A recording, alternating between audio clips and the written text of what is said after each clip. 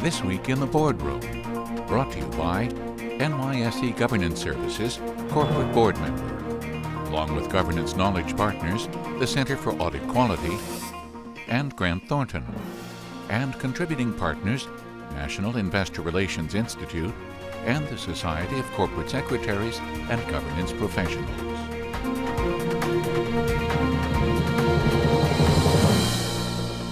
Welcome to this edition of This Week in the Boardroom. I'm TK Kerstetter, the chairman of NYSE Governance Services, and it's my pleasure to welcome you to the show. Today, we have a return guest, somebody that's been here a while. Please welcome Julie Daum, who is the North American Board Services Practice Leader for Spencer Stuart. Welcome back, Julie. Thank you. And today we're going to talk about research, okay? And you guys are known for your executive search, but what I'm not sure everybody knows is the amount of research, particularly in the last couple of years that you've been doing. I have always been familiar with your board index, which I like a lot, but you're also our partners in doing the What Directors Think. So in addition to that, if you go to your site, you have a boatload of other research, which is very interesting that people should be aware of. But I want to talk about the What Directors Think first, and particularly I want to talk about the issue of refreshing your boards, which you and I have spent time on previous shows talking about. And the research on last year showed that almost 2/3 supported refreshing the board.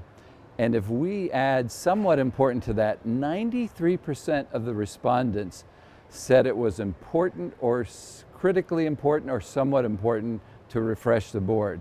Now I got to tell you, you and I have been talking about refreshing for a long time. That is a big number and surprises me just a little bit.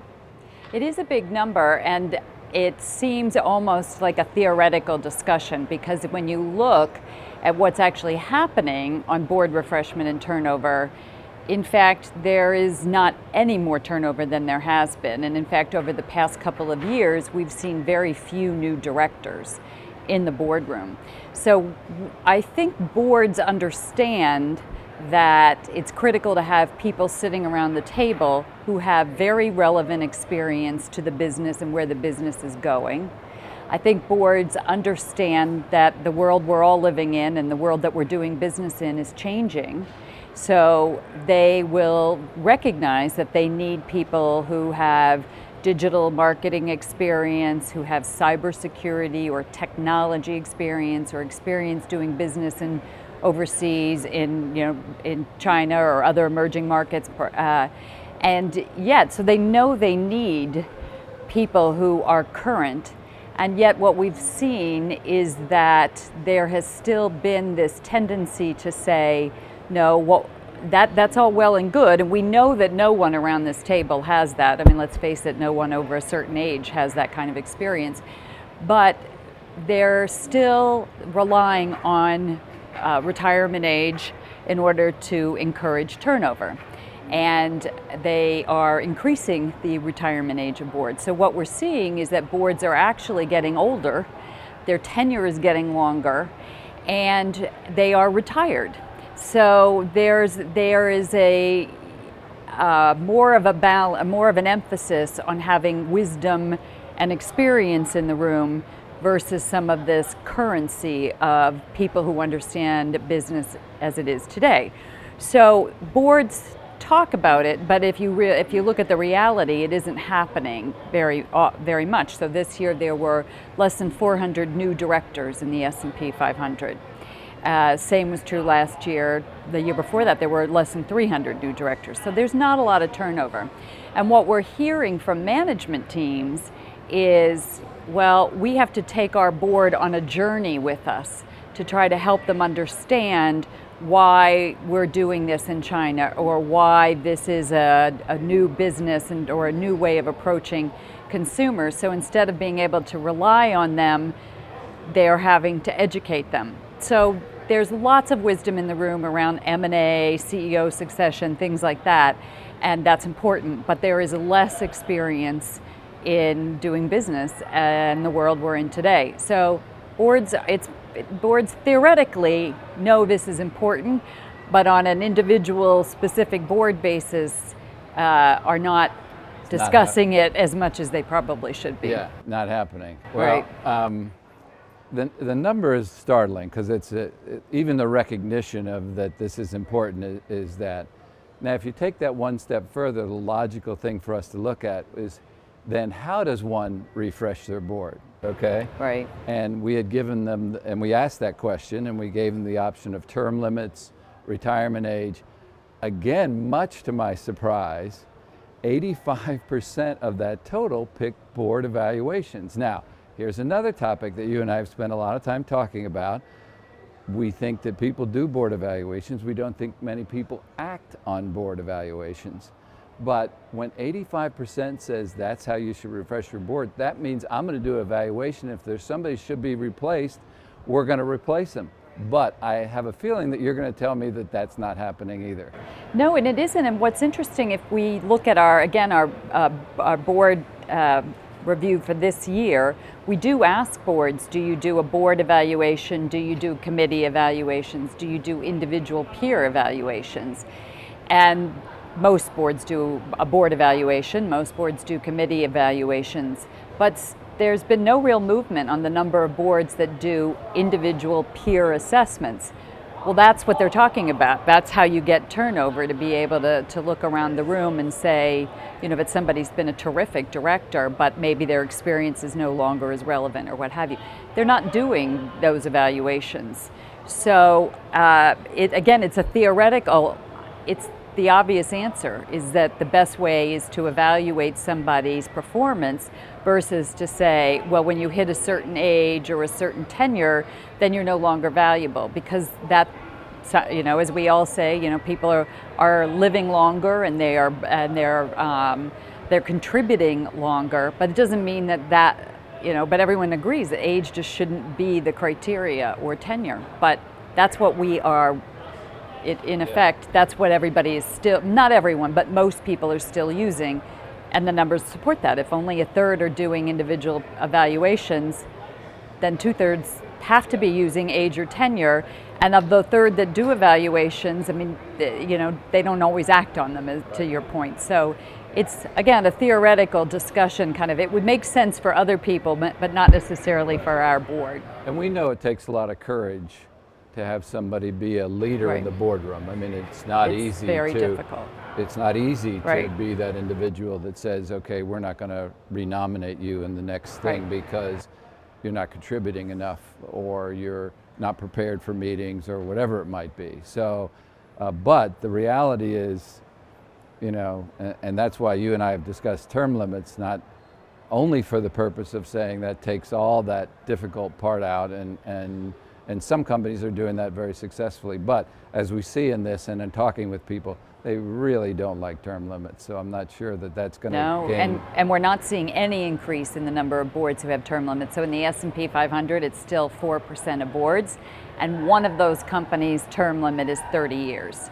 So you could argue it's not really a term limit. So, so it's an issue that people haven't nailed it yet. Yeah. Well, let me switch gears for a minute. One of the other questions that we asked in our research is, we asked about retiring CEOs, where somebody held the title. They might have held president and CEO, they might have held all three titles of CEO, president, and chairman. But a lot of people are asking about the process of taking the president and CEO, having them give up that title, but moving to the board chair, okay? I have always thought that is never fair for the current CEO to have the former CEO sitting there, particularly in the chairman's role, okay? Yet of this, that was supported by the people that answered the survey. 82% said they were opposed to CEOs assuming that title independently as chairman of the board. What's your take? I'm sure that doesn't surprise you. No, it doesn't, and I think we're seeing two things happen. We're seeing fewer CEOs moving into that chairman role. So last year, only 4% of the chairmen of companies were the former CEO.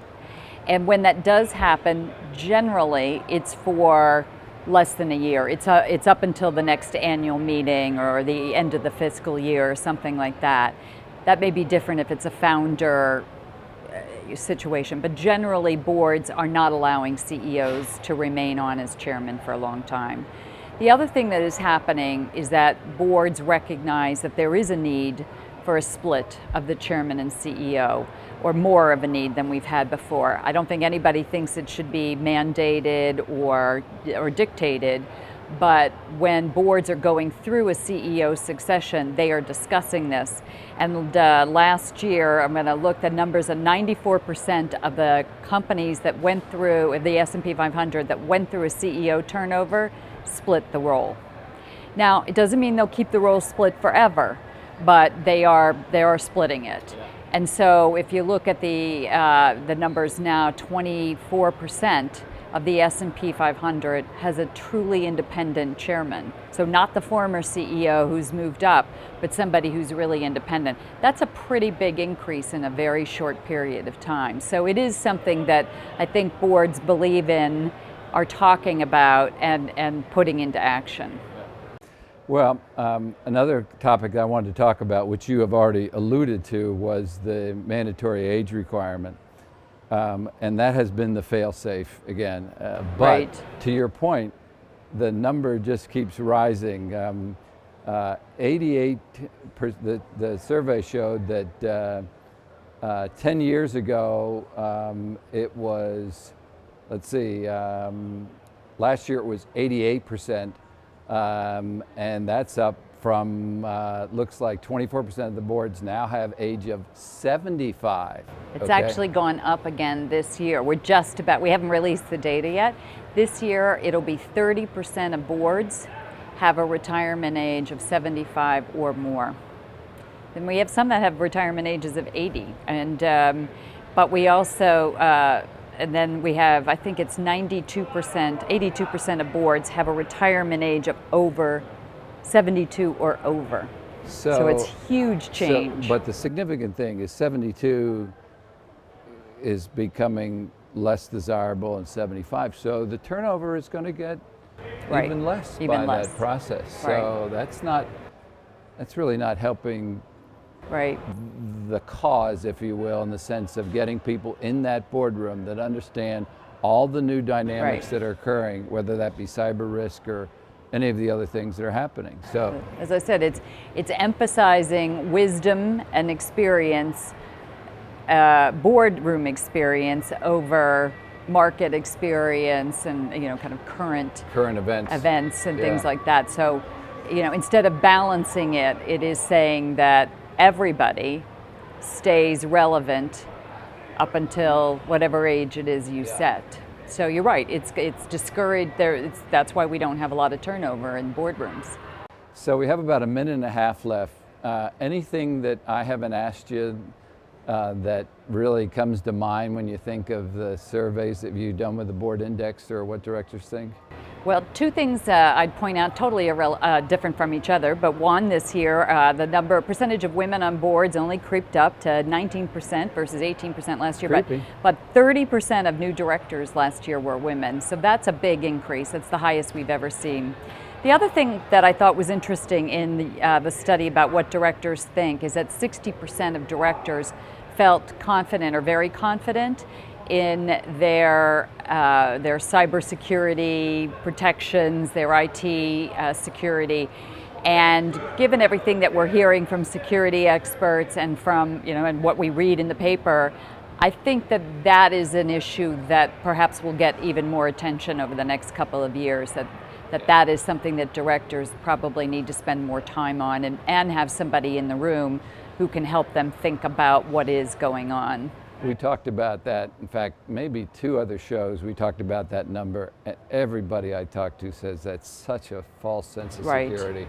So I was with a group of chairmen in California, so where you expect people to be a little more sophisticated perhaps, and half of them said that their board, this was about 6 months ago, had never discussed it. Some of them were tech companies, some of them weren't, but some were large healthcare organizations. Would think of all the data they have on people, had never discussed the notion of data security. So it's coming. Yeah, that is really a problem. For that, and seeing what's happened with Target and Right. many others, and when we talk about Target, we're talking about a good governance board Right. who has a lot of good procedures. So it can happen to anybody. Anyone. Yeah.